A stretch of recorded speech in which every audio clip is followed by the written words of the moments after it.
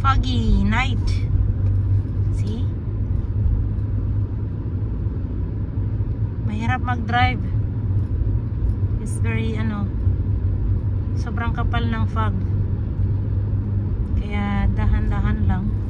So pag low beam, mas maganda. Pagka high beam, mahirap.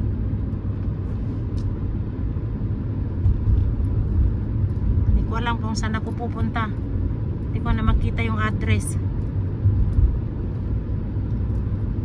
Yan, so guys, so Merry Christmas sa inyong lahat. Tingnan nyo naman, mahirap mag-drive. Oops, ito na yata ang aking pupunta. Hindi ko pa alam. Wala na, ano na ako. Ayun, nawala na ako.